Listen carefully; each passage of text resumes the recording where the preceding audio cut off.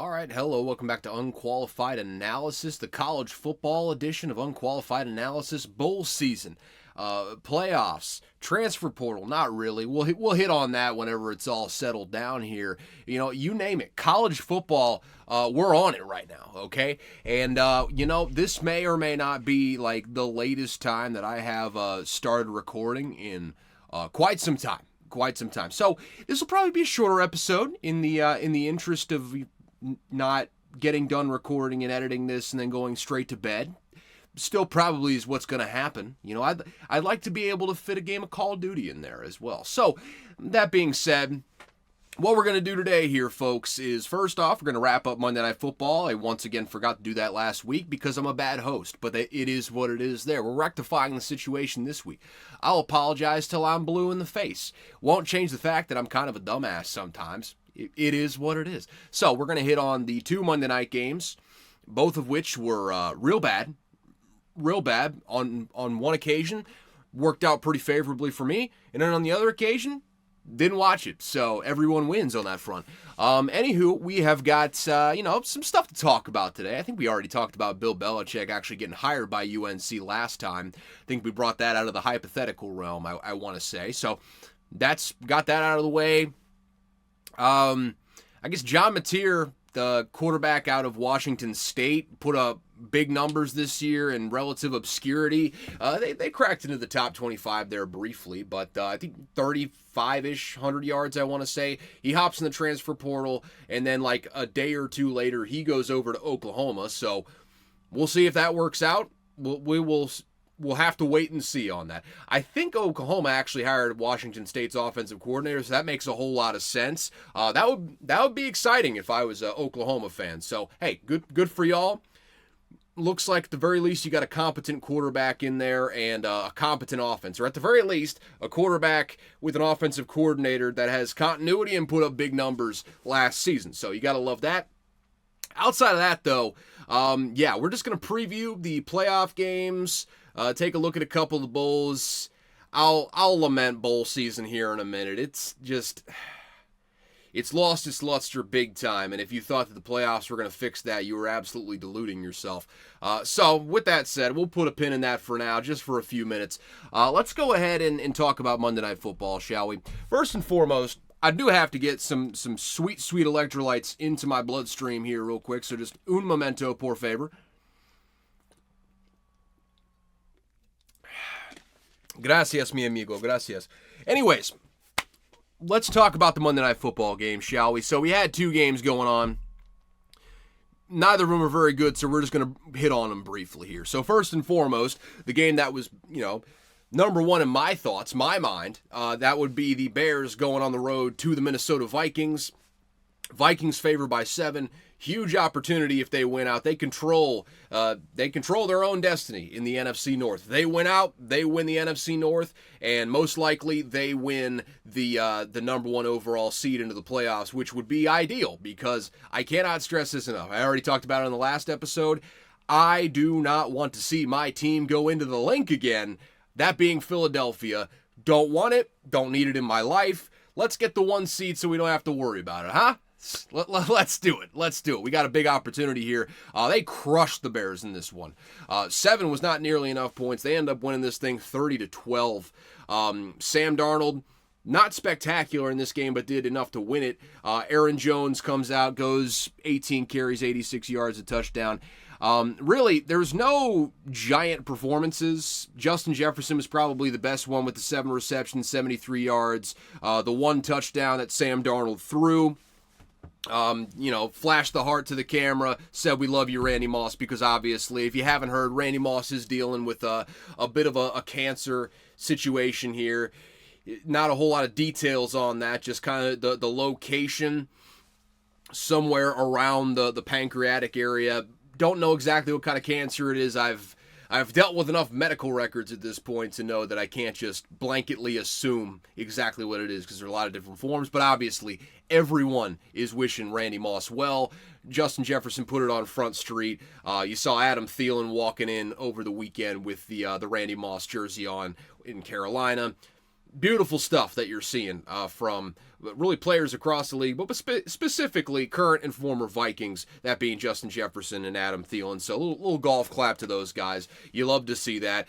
Vikings, keep on winning, man. Keep on winning. We have got still a gauntlet up ahead of us. We got 3 more games, and those games are the Seahawks on the road this coming week, the Packers at home, and then on the road at the Lions to finish this thing off. You're being back-to-back-to-back playoff caliber teams. And, yeah, it's tough. It's going to be real tough. But it would behoove you to win all of those games and not have to worry about a road game in the Link against one of the best teams in the entire league, that being the Philadelphia Eagles. So, hey, baby steps. One step at a time. Good start. Good start as far as I'm concerned right now.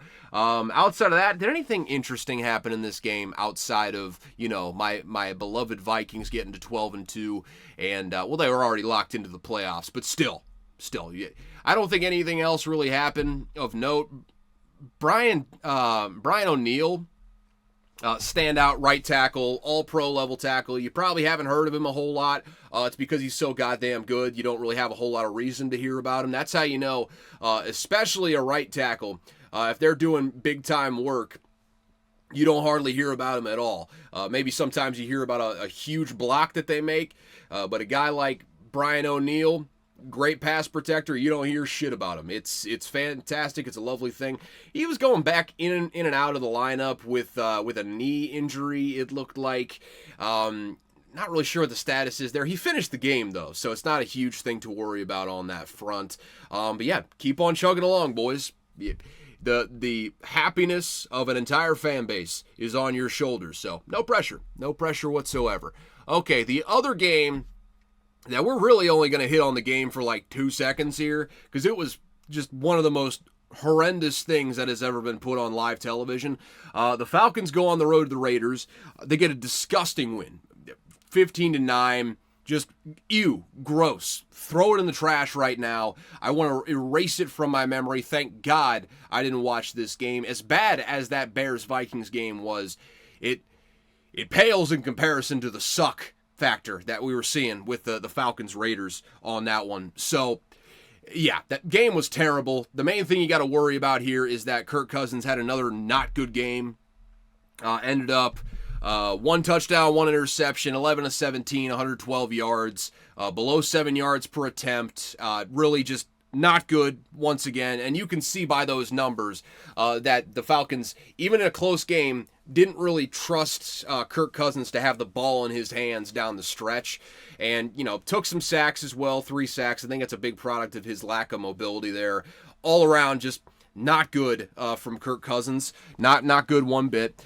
So after this, in the wake of this game, the first rumblings you heard about it was a little bit post-game, and you already been hearing these rumblings like, okay, Kirk Cousins not playing well over the last month and a half now at this point. At what point do you maybe trot out the number 8 overall pick that you took there in the first round in Michael Penix? So you've had those rumblings going on here for probably a couple weeks now in this, really cold stretch for Kirk Cousins that he's been on here. And really kind of got a breakthrough on it. I believe it was on Monday. News kind of came out, filtered out that Raheem Morris not undecided on the starting quarterback for the upcoming week. They were kind of, shady about it, a little bit sketchy on the details, but they kept everything close to the vest. And then yesterday, as I'm recording this, 2 days ago, as you are listening to this on Tuesday, they made the official announcement. Michael Penix will be the starter for the Falcons, at least for this upcoming week. I would imagine at this point he's probably going to be the starter going forward, and there's just so many layers to this situation. First and foremost, Michael Penix, man of the people, he was at Costco getting a $1.50 hot dog when he got the call that he was going to be the starting quarterback. Then he said he immediately did not feel hungry anymore. Understandable after hearing that news. Great story. Absolutely great story for sure. Man of the people, $1.50 hot dogs. Once I heard about this on my drive home, I was just empty car by myself, just ranting about the price of the $1.50 hot dogs at Costco. And I'll tell you what, the moral of the story here, the rant is, those motherfuckers better stay $1.50 or we're rioting. I mean, I'm talking, you raise that thing to $1.51, it's fucking over for you. I will find you, okay? Don't hold me to that. Not a legally binding statement, nor should that be taken as a threat. Just saying, there's going to be problems, okay? Gonna be real tangible problems if you raise the price of those $1.50 hot dogs. And as long as that CEO is in his office, that ain't happening. Because I know one time they tried to raise the hot dog prices, and he fucking ripped into people. So hey, I don't even know what I'm talking about there, but keep Costco $1.50 hot dogs $1.50. They're a loss leader. They get people in the door, baby. They get people in the door. You're making money off the other shit that people are buying after they buy that sweet, sweet, delicious wiener there for $1.50. Besides the point, though, back to the football of it all. Having ended and concluded my rant on the state of $1.50 hot dogs at Costco, you'll know America's fucked when they raise those prices, but we'll keep it moving from there back to football. A lot of layers to this situation. So from a football perspective, just on the field, you take all the contract numbers out of it. Sorry if I just bumped the mic there for a second, so hopefully that didn't cause some strange audio malfunction. Looks like everything's fine, though. As far as the football of it all, there's a lot of merit to this decision because at this point, Kirk Cousins, he's 35, 36 years old, coming off an Achilles injury, and it shows. Already wasn't a particularly mobile quarterback in any of his years in the league. But at the very least, if you needed him to scramble, he could get you a few yards in a pinch situation just by, catching the defense off guard. He can get you, 5-6 yards here and there, convert a short third down with his legs every now and again. That's not the case with Kirk Cousins in Atlanta anymore. What little mobility he had is all the way out the window at this point. And of course, at the age of 35, 36, whatever he happens to be, I honestly cannot remember at this point. The arm strength has lessened. He already didn't have a huge cannon of an arm, but it's gotten progressively lower in arm strength as well.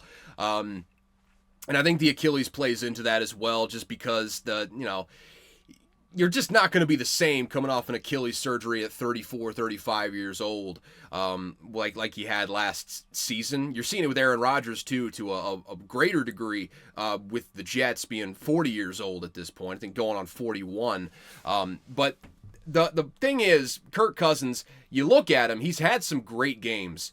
The problem is, I don't think the offense is good enough to do what he does well, and they haven't really shown a willingness to adapt to the things that Kirk Cousins does best, frankly. And he's not really a guy that can make plays for you out of structure at this point in his career.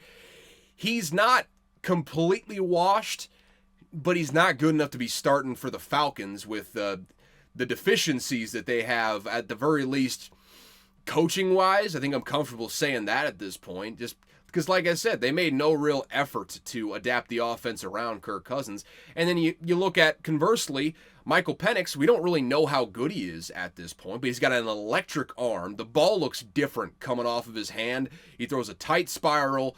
You just look back at the college football playoff last year. He's got the high-end ability as far as accuracy to put a ball wherever the hell he wants. It's just a matter of, can he stay consistent with that? He's going to push the ball downfield is the main thing. You definitely had a problem with that in Kirk Cousins because he either wasn't pushing the ball downfield or he was turning the ball over when he was doing it. And there's no guarantee that Michael Penix won't turn the ball over trying to do it, but he's going to try frequently. He showed that in basically every appearance that he's had, and he's going to push the ball down the field because he is supremely confident in his arm strength and his ball placement when it comes to throwing the ball. I'm interested to see how this works because I think, honestly, from a football perspective, you plug Michael Penix into this situation, and if he can run the offense with that electric arm, a little bit more mobility than Kirk Cousins, he's not exactly going to wow you with athletic measurables, but he's much faster, much more athletic than Kirk Cousins is, especially at this stage in his career. I think the offense is going to be better under Michael Penix, honestly, unless Michael Penix is way worse as a passer than I think he is right now. I think he's going to be an upgrade over Kirk Cousins as far as what the Falcons want to do. I think he's going to open up the offense a little bit more as far as a vertical passing game is concerned. I think he has the receivers to do it. He certainly has the running back to put him in a great position to do so, because Bijan Robinson is spectacular. I wish that he wasn't trapped on this god-awful Falcons team. Well, god-awful strong, but they're not a good Falcons team, just so we could get him on national television a little bit more often. But make no mistake about it, Bijan Robinson's an animal. Absolute freak when it comes to running the football here, and catching the ball out of the backfield for that matter. So I'm pretty optimistic on the offensive performance with Michael Penix in there. Now, will the defense hold up their end of the bargain?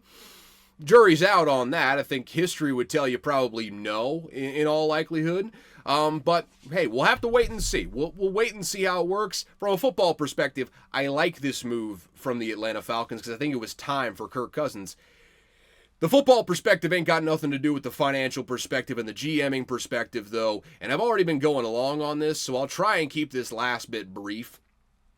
But it's hard to really encompass in a sentence exactly how stupid this whole situation is, just from a pure GMing standpoint.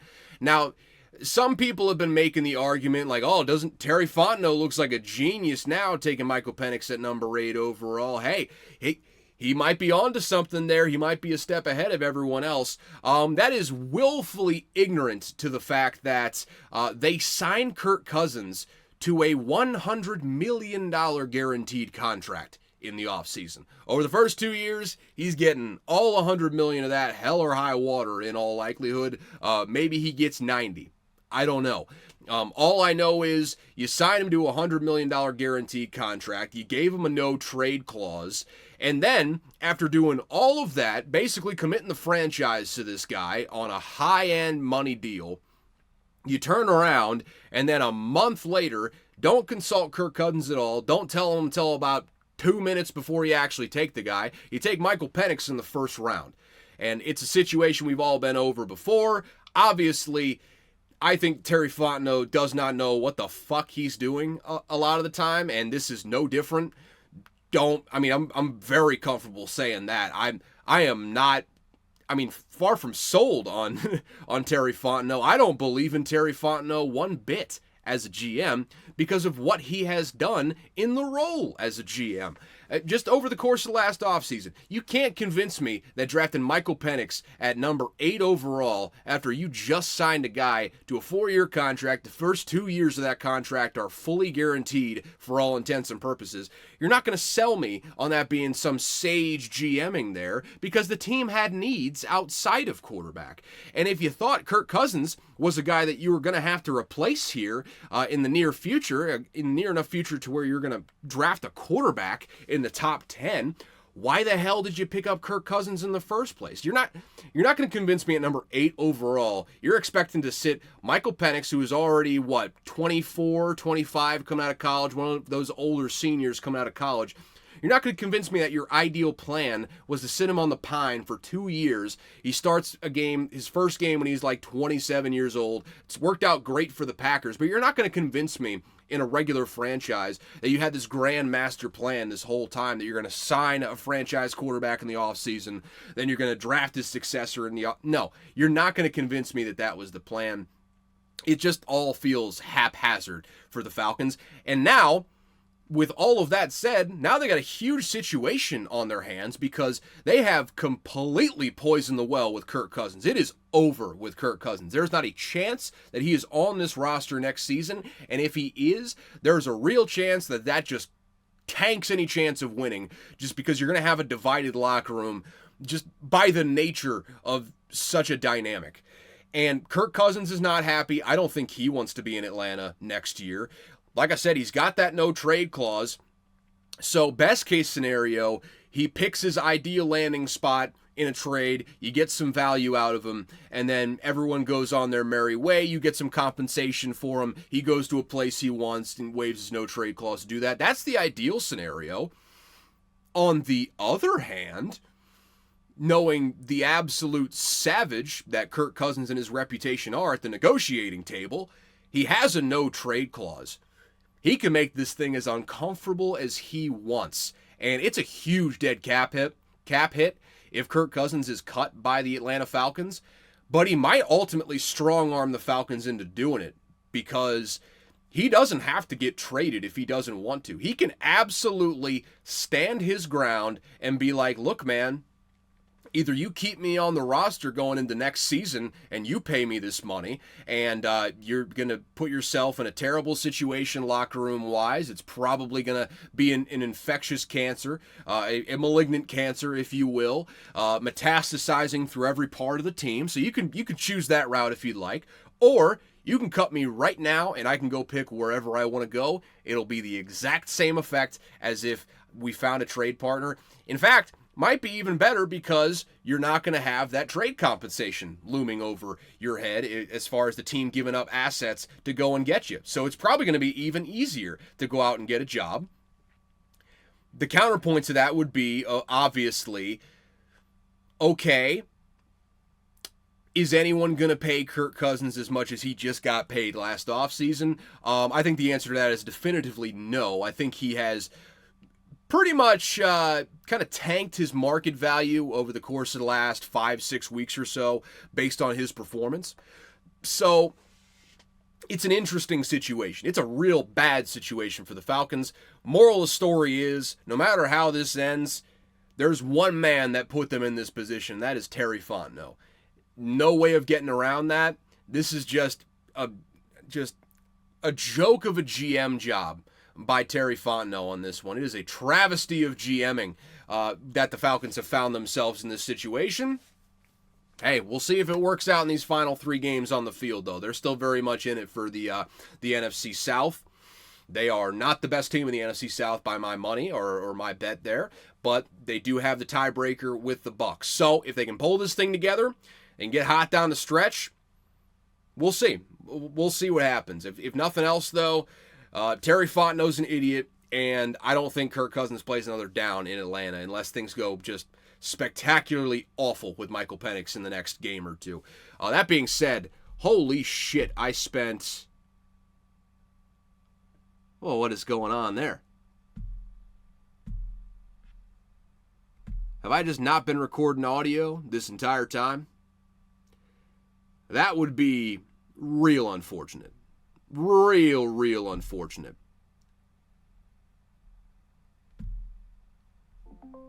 Are we recording right now? Are we recording? Okay, well, all right, folks. Looks like it's just going to be a YouTube episode this week. So, oopsie poops. That's all I got to say. A little oopsie poopsie there. We'll see if we can reverse engineer that. That's a problem. That's a real problem right there. That's for after recording, though. I have no idea how long we've been going, but it's been at least 20 minutes, 22 minutes, give or take. So yeah, we got to get ourselves into football here, otherwise we're gonna get lost in the sauce. Okay, enough of the NFL. That'll wrap up Week 15. We'll talk about Week 16 next week. Well, we already kind of previewed a little bit, but we'll talk about the aftermath of Week 16 next Tuesday. But with that said, let's just get her moving. Let's just get this thing moving. So I'll kind of sprinkle the picks in here throughout as we kind of go down the list of games. But I got 3 more to add. So it's going to be a total of 6 this week. Kind of a thin card. But before I get into bowl season, and I will absolutely keep this short because, boy, oh boy, I went long on that NFL, and I really did not intend to. But bowl season. It is bowl season right now, and I think I can say pretty unequivocally this is the least excited I have been for bowl season in my 28 years of life. Nearly 29 years of life at this point. This is the least excited I have ever been, and it is 100%, no question about it, due to 2 factors. One, the transfer portal, which is absolutely out of control. I've already talked about this. We're in an unsustainable model. There needs to be contracts that have rules to where players cannot opt out in season. The calendar needs to change in order to make this thing not an absolute shit show.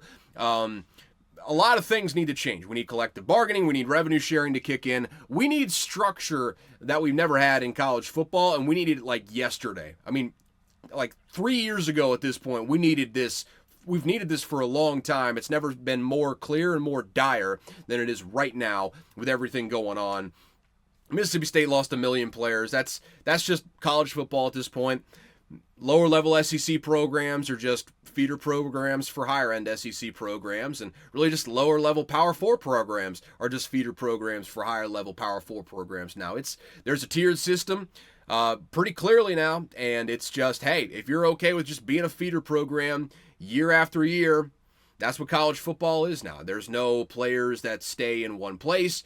It's all mercenary work now. If you're cheering for a small school like me, and it fucking sucks. Absolutely fucking sucks. And that part of that is the players have to enter the transfer portal before bowl season, because otherwise their opportunities are probably going to dry up based on the calendar. So you get a bunch of players opting out. You get a bunch of players going into the transfer portal and picking their new schools. Bo Pribula, the backup quarterback at Penn State, a playoff team with a chance to win a national championship, forced to enter the portal early and not play with the Penn State team because if he doesn't go in the portal early, his opportunities are probably going to dry up. So he has to leave a team that he doesn't want to leave, because if he doesn't leave now, it's now or never pretty much. And it's an unfair situation to put these guys in. It's terrible for the players. I mean, not even talking about the football players. I'm just talking about the guys. Like the kids, the dudes, like the people behind these football players. I mean, you're talking about kids going to 4, 5 schools over the course of a college football career. TJ Finley just ended up at his 5th school in his college career. Players just bouncing around, like, talk about like the JT Daniels route. It's awful. It's absolutely awful. And I'm all for these players getting their money, obviously. You'd be an absolute just fossil to think that players shouldn't be paid. Like, you're behind the times if you don't believe that. But the way it's currently happening, players just re-up year after year. You don't put down roots at one school. You move to 5 schools in 5 years. You're not building those close relationships that you and I out there who maybe went to a 4-year college, spent at least 3 years at that college. In my case, I spent 3 years in my undergrad, built lifelong friendships, people that I'll be talking to until the day one of us dies, essentially. Those types of relationships, you're not getting that with one-shot football seasons. You're basically just splitting a spring semester so you can compete in spring ball, and then a fall semester the following year. There's no continuity. I'd be willing to bet money that these kids aren't really making, maybe to a lesser degree. Like, I don't want to say that none of them are making lifelong friendships out of all of this, but I think the degree that they are making these lifelong friendships is greatly reduced from the average college student who stays in college, at the same college, 3-4 years, hell, even 2 years at one college. People are building friendships that way. It's not just how it hurts football teams that sucks so much about this era of the transfer portal. It's the fact that we got these scummy agents and a lack of structure that just ultimately contribute to ruining kids' lives. I mean, there's no other way to put it. They're ruining kids' lives, and we're maybe not going to see that come to fruition right now, and we'll probably never see headlines about it for the most part, because a lot of these kids that are going, I mean, you're not going to be going to 5 different schools in 5 years if you're a real pro prospect. So what do you do when you get out of college and you've got it? Well, another factor of this is you've gotten a shit education because you've gone to a different school every year and not taking it seriously one singular time because you're here to play football. You're not here to play school, the old Cardale Jones line. So you got a shit education. You make no lifelong friendships, or at the very least far fewer than the average college student at a 4-year university. Sure, you got a whole lot of NIL money out of it. You maximized your potential NIL earnings, but at what cost? I would venture to say that some of these players, I'd say a vast preponderance of these players, are going to regret jumping in the transfer portal and jumping from place to place all these times, 5, 10, 15 years down the road, however long it takes, I'd be willing to guess a vast preponderance of kids that are doing this right now are going to really regret this one day. I really think that's going to be the case, and someone's got to fix it. Someone's got to fix it. There needs to be wholesale changes in college football. We need to put a structure in place where there has never been a structure before. We need innovative thinkers and people that really care about college football. Notice I said about college football, not about TV revenues, not about maximizing the profitability of the sport. Leave that for the Sunday game. College football is about passion. It's not about these sterilized, profit-maximizing environments that are just designed to suck every last cent out of your pocket that you're willing to spend on these companies. I don't give a shit about the TV companies. And I'm not saying that the college football commissioner, when there eventually is one, shouldn't care about TV contracts or not give a shit about them whatsoever, because that's obviously a factor. But the game and the quality of the product on the field should be first and foremost at all times. And I don't think that's been the case in college football for quite some time, really since the playoff era came in. I don't think that's really been the case in college football. I think bad actors have been running the sport for a long time, and you are seeing the fruits of their labor right now in the absolute shit show that we're in. And all that is to say, with that whole transfer portal spiel, it has ruined bowl season. It absolutely ruined bowl season. Teams are decimated.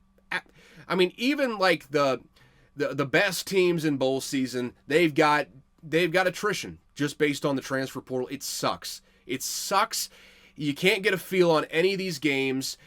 None of the play. I mean, hell, I'm pretty sure Marshall had to forfeit their game against Army, the bowl game against Army, because they didn't have enough players in the roster. And I apologize if this is someone else I'm thinking about. I'm pretty sure it's Marshall.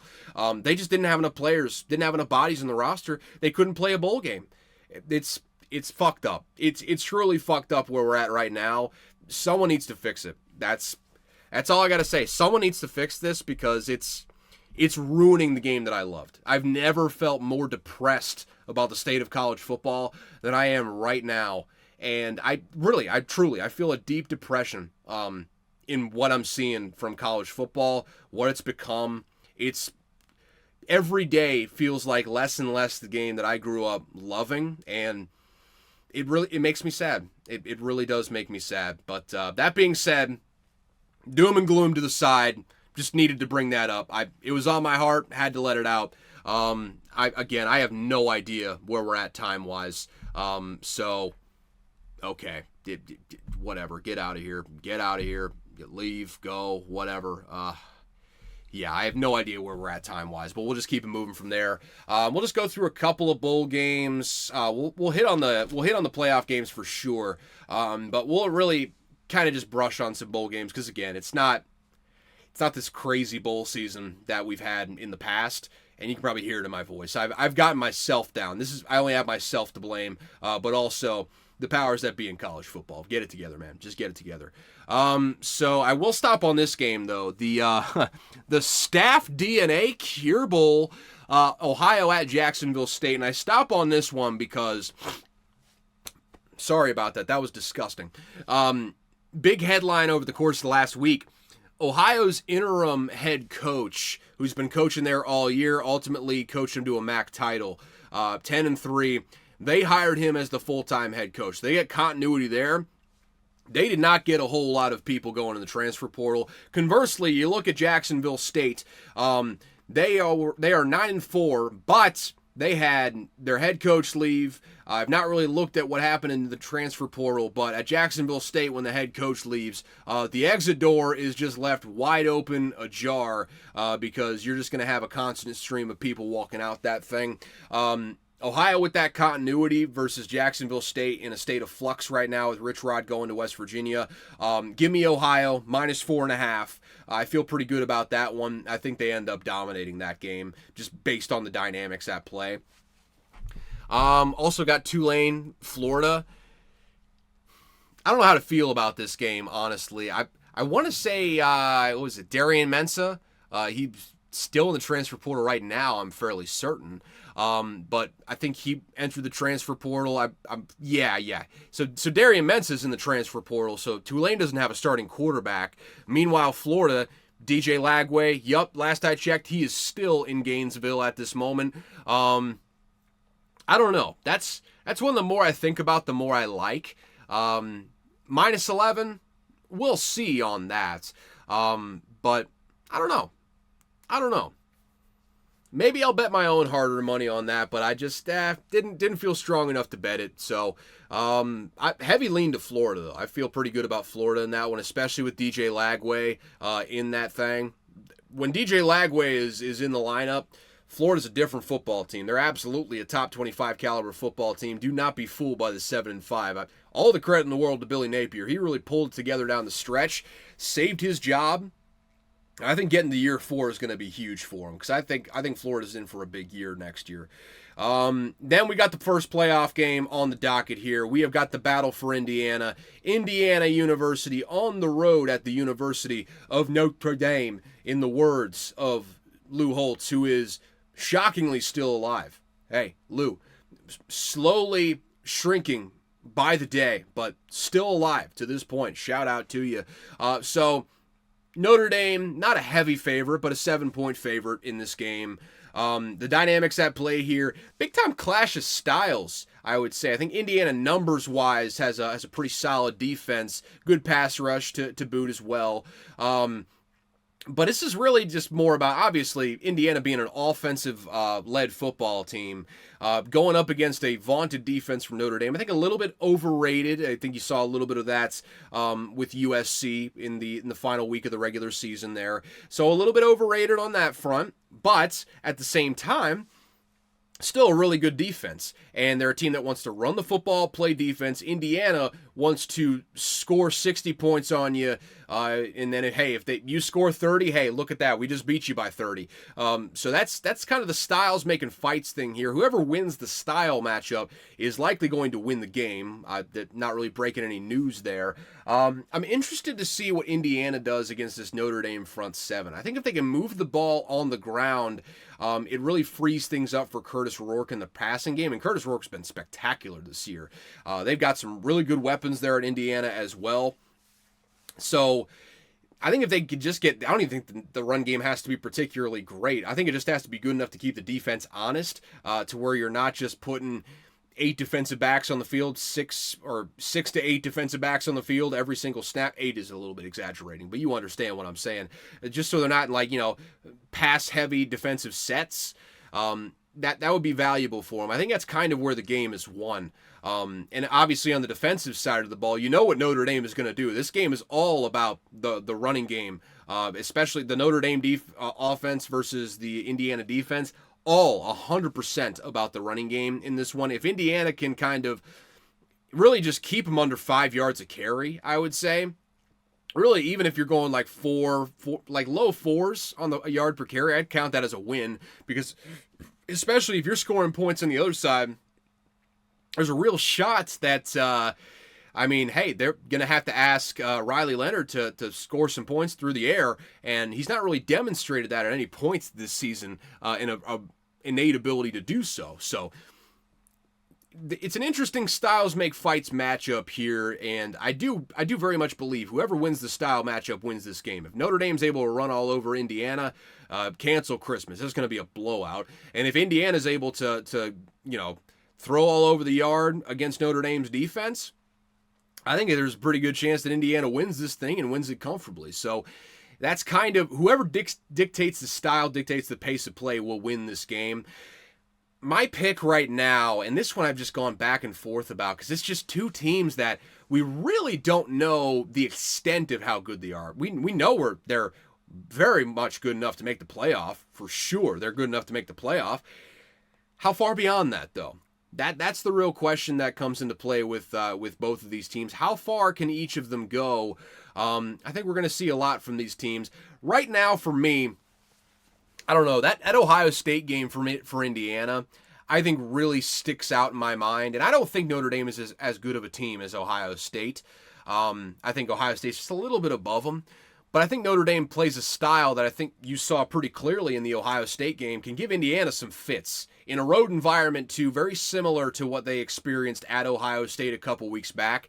Give me Notre Dame in this one, -7. I'm not going to bet any money on it, but I like Notre Dame in this matchup just based on the dynamics, based on the past of Indiana. So give me Notre Dame in that one.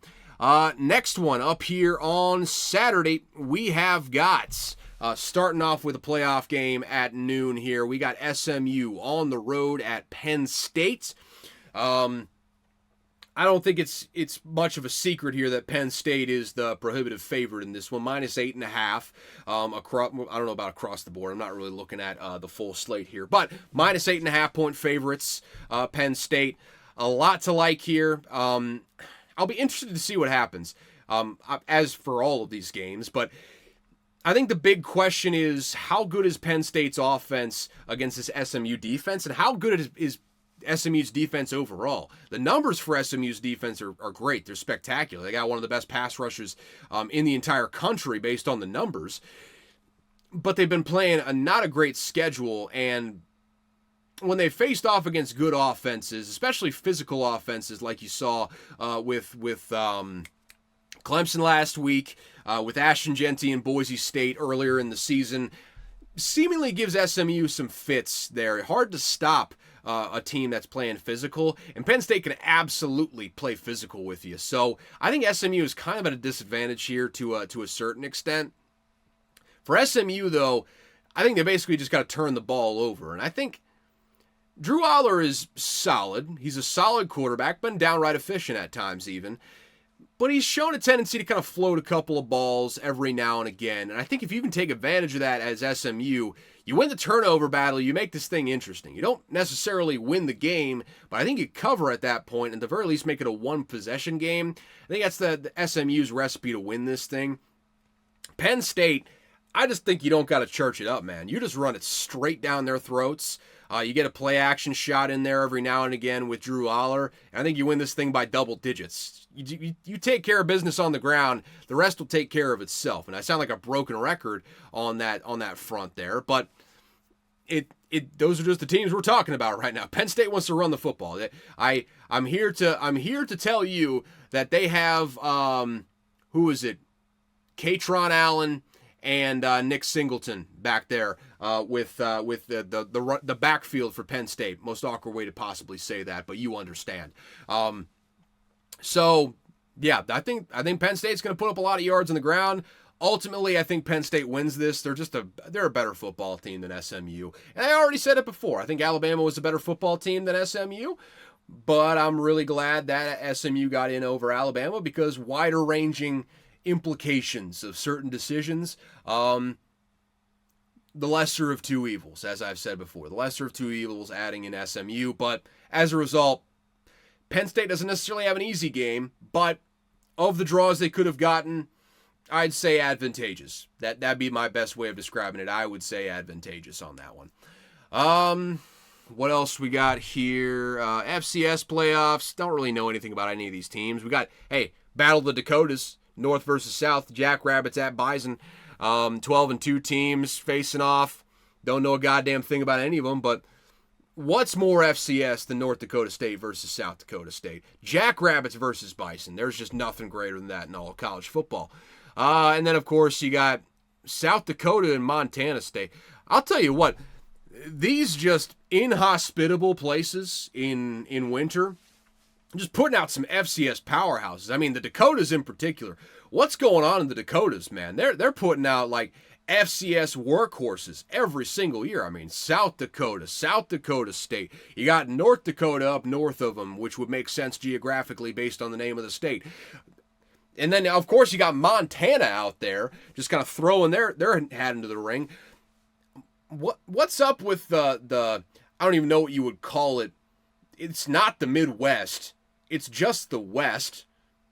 It's not really the Northwest.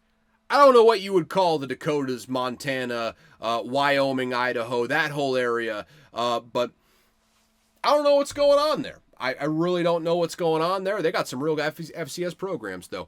Back to the playoffs, though. We have got Clemson on the road at Texas. Clemson obviously stealing a bid here, and it shows. Texas is a minus 12-point favorite versus the Clemson Tigers. Obviously, they are at home. I'll be interested to see what Texas does with the quarterback situation, because I do think Arch Manning is going to play some role here in the postseason. I just have a feeling that he's going to end up being the starter by the time it's all said and done if Texas keeps winning these games.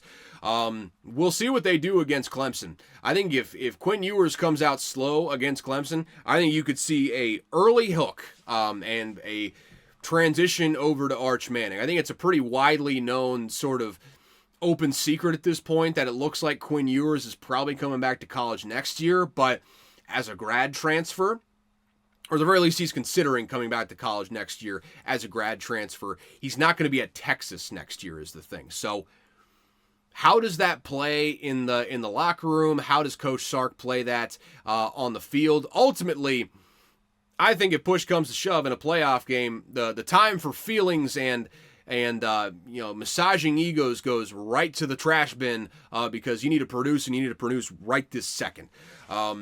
So that'll be a situation to watch. Outside of that, though, I would direct your attention to week 1 of the regular season, Clemson versus Georgia in Atlanta. Georgia ran them off the goddamn football field, and it never felt close for 1 second, really. Okay, sorry, for the first possession, it felt close, and then it was over, and everyone knew it was over. Cade Klubnik, very good quarterback. But we've seen this movie before, folks. We've seen it before. I think Texas comes out here. I think they run Clemson off the football field. The Quinn Ewers ambiguity, gives me pause. I'm going to take a step back from that as far as betting on the game. I feel pretty good about Texas winning this thing, though. I think they're gonna show who the real playoff team is in this matchup. And once again, Clemson, I don't need to rehash what the problems are. You already know it. The choice is yours. The choice is yours, man. Though there is an interesting argument to be made with all that NIL money. Maybe they start forking over bags for high school kids. He being Dabo has shown a lack of willingness to do that, but another way you could possibly adapt. You know the problems, though. Address them. Maybe you can compete for national championships again one day, but until that happens, I'm out on you. It is what it is. Okay, and then ending off Saturday night, we have got, I'd say, the dandy of the weekend here. Tennessee at Ohio State. Ohio State favored by 7.5. Big time matchup. I am going to be hiding the fact that I will be cheering for Tennessee in this game because I'm going to be watching this game with a whole lot of Ohio State fans, it seems. So zip it. Be respectful. Going to be in someone else's house. Hey, we got to keep it quiet, folks. But I do want Tennessee to win this game. I really do. That being said, the funniest outcome of the postseason is for Ryan Day to win the national championship. Doesn't outweigh the fact that I want Tennessee to win this game. I'm a Tennessee boy at heart. Childhood Tennessee fan. Lived there for 5 years as an adult. Buddy, I want Tennessee to win like I want air to breathe. So let's just take a look at the matchup here. And in spite of my rooting for Tennessee, I'll look at this objectively. The home field atmosphere for Ohio State is going to be hard to overcome. It's one of the best in all of college football. They really bring it. And for a playoff game, it's going to be loud and it's going to be hostile. And Tennessee's got to be prepared for that. I think this is a real defensive contest. I think I absolutely believe this is a defensive contest. This is going to be a game that I think is going to be a rock fight. I think both defenses have the advantage in this one. First off, you look at Ohio State. They're going up against Nico Iamaleava. Basically, until Nico proves that he can consistently push the ball down the field, you load that damn box and you try your damnedest to stop Dylan Sampson. Because if Dylan Sampson runs wild on you, that's the recipe for Tennessee to win this game. So you need to stop Dylan Sampson with every fiber of your being. You need to stop Dylan Sampson. You adjust to the deep play action shots whenever they start working. But until they start working, your number one goal needs to be how do we stop, or your number one question needs to be, how do we stop Dylan Sampson in this game? Because if he doesn't have a good game, Tennessee does not win.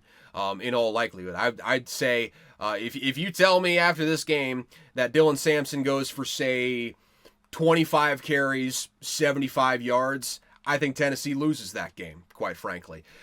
So obviously that's the number one goal for Ohio State. I think they match up very well against Tennessee. Just based on Nico not being quite the passer that we expected him to be in year 2 under Josh Heupel. And then on Tennessee's side, Ohio State hasn't exactly been a bunch of world beaters, and Tennessee is, I think they have a defense that's every bit as good as Ohio State, quite frankly. They have a championship-level defense right now. They got a probable top 10 pick, at the very least a first-round pick coming off the edge in James Pierce. They got talent up and down the defensive roster. It's the very best defense that Josh Heupel has had at Tennessee, and you're going up against Will Howard on the other side. I think they can cause havoc. I think the running game does worry me, but I think they match up against the pass game very well. I think if you just limit the ground yardage, limit the yards per carry, try to bow up in the red zone, I think you ultimately get this thing done. I think Tennessee is well equipped to do that. I think they have a good offensive line, good front seven in general. I think they have the horses to go in there and give Ohio State a run for their money. With that being said, though, what I just laid out to you is a recipe for a low-scoring game. I would like to direct you to the total. It's showing me 45.5 right now, that being on ESPN Bet. I locked this one in at 46.5. Not usually an under better, but I love this spot for the under. So I'm taking the under at under 46.5 for this game. I think it's going to be a low-scoring affair. This has got like 23-20, 20-17 just written all over it. I think these teams are going to be very well matched up against each other defensively. I think this is going to be a physical, rock fight sort of football game that comes down to probably the very last possession when it's all said and done. I think it's going to be a dandy. I think we're going to be seeing a lot of Big Ten football, and I think Tennessee's well okay with that because they kind of play some Big Ten football when you really look at the way they play. I'm looking forward to this one. This is the game I look forward to most all week. This one right here, this is an absolute dandy. I love this game right here. I love everything about it, and I just hope it doesn't disappoint me. That'd be real terrible if this one disappointed me. That's really all I got to say about that. Awkward way to end that, but I've got to pick the game, I suppose. So if you're going to back me into a corner, and you're giving me the 7 for Tennessee, I'll take that. +7 or +7.5 for Tennessee. I like that half point hook on that one for Tennessee, so I'll take it. I'll take Tennessee at that one. I think it's going to be a one-possession game. I think it's going to be a very close game throughout the course of this one. Low scoring, physical. That's the way that I see this thing going. And I think Tennessee is going to have a real chance to win this thing. I truly don't know who wins this game. I give the nod, just a slight lean to Ohio State just based on home field advantage. But I think this game is closer than what the spread indicates. I don't feel necessarily good enough to put my hard-earned dollars on that one. I do feel good enough to put my hard-earned dollars in that under. I'll tell you what, though. But yeah, if you had to back me into a corner to pick the money line, I'm picking Ohio State. Spread, picking Tennessee. So with that said, let's keep it moving from there. Honestly, I think we just reached the end of the little preview there. Come to think of it,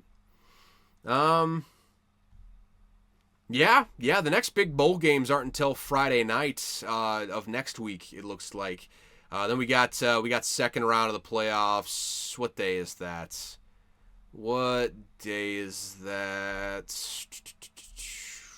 If I can ever fucking find it.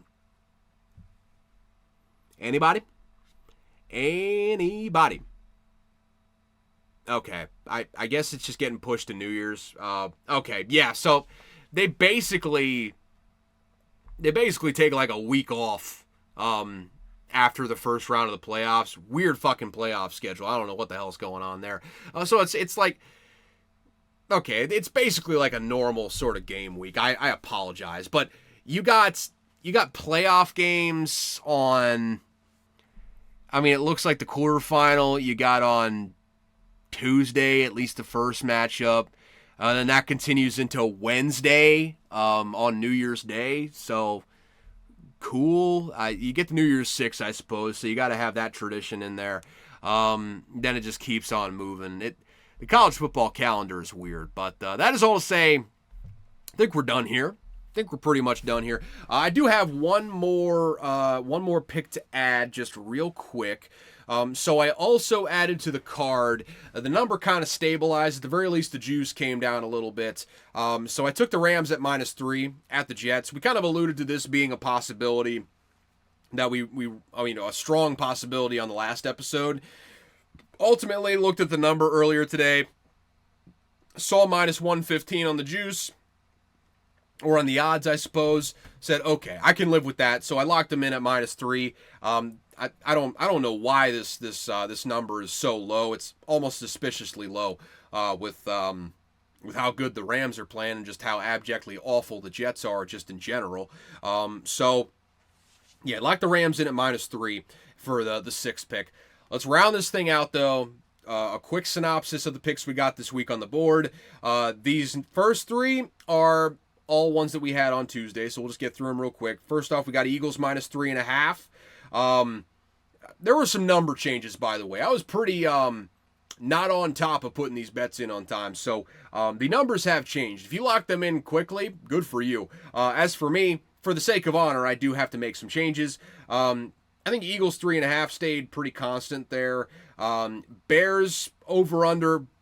Initially took them at 46.5, didn't get on it fast enough, so now it's at 47.5. Took the 47.5, is what it is. You can't go back and change it now, but congratulations if you took the 46.5. And then Bucks, it was -3. That number kind of bumped up to 3.5. So we took the Bucks at -3.5 at the Cowboys. Still feel good at that number. I don't think that game's going to be particularly close, frankly.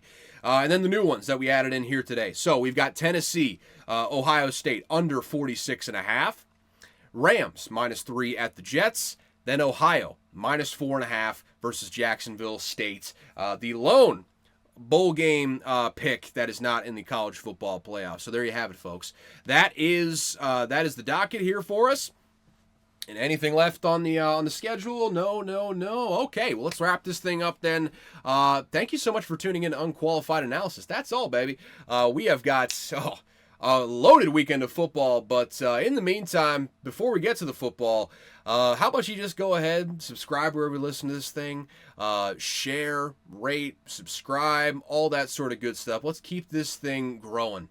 Keep this growing in a healthy, meaningful way going forward. That's my wish for me to you in this holiday season.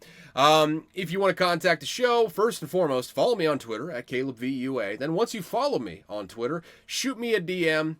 Then you can get in contact with me. Probably the best way to get in contact with me. If you want an alternative route, you're feeling a little bit shy, you don't want to, make a Twitter, can't blame you. It's a god-awful platform, but you know what? We're stuck here at this point because there's not really a better one in my mind. So, yeah, if you want to follow me on Twitter, shoot me a DM there. That's cool. Also, we got an email here. It's unqualifiedanalysis@gmail.com. So, you shoot me an email there. You shoot me a DM. Either way, I'll get back to you. If you got some contributions to make, go ahead and hit me with them. We love user-generated content. UGC is the way, baby. Whole lot less work I got to do. So, with that said, thank you so much for tuning in to Unqualified Analysis. As always, I've got no clue what I'm talking about and just consistently not pulling up the notes app in time. But we got there. One thing I learned this week, though, and this is hot off the presses. We're talking yesterday I learned this. Actually, this morning I learned this. So this one's, hot off the presses. Benito Mussolini, you may know him as the dictator of Italia, or Italia? What am I, Italian? The dictator of Italy during the Second World War. Obviously, he got ran off the football field in that one. If we're talking, hey, his army sucked, and the British gave him hell in North Africa. Our boys brought home the bacon when we landed at Sicily, baby, and then we just brought that fight to the mainland. But yeah, that is all to say. That's who Benito Mussolini is. Actually ruled for a lot longer than people know or people realize. He was in power from I want to say 1922 to 1945. I mean, he was in, or like 43, 44, whenever he was deposed. He was in power for a long, long time. Besides the point, though, Benito Mussolini, you got the context on him. He may have had somewhere in the neighborhood of 100+ illegitimate children. Benito was fucking, man. He was fucking, and yeah, no, I don't look up to him. Really bad guy. Really, really bad guy. Had horrible views on women and just a variety of things. You know, first fascist, so you know, it's to be expected. But yeah, Benito be fucking, man. He had the highest sex drive I think I've ever seen. That being said, let's stop talking about Benito Mussolini having sex on a daily basis with a different woman. Let's wrap this thing up. I'm gonna go figure out how to unfuck the audio recording.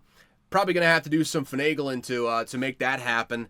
But yeah, that's for me to find out and for you to hopefully listen to here on the morrow. So, in the interest of giving myself time to figure that out, I will see you all on Tuesday. Enjoy the weekend of football, folks. It's going to be a great one. It really is, in spite of all the doom and gloom I said. I will see you all on Tuesday. Goodbye.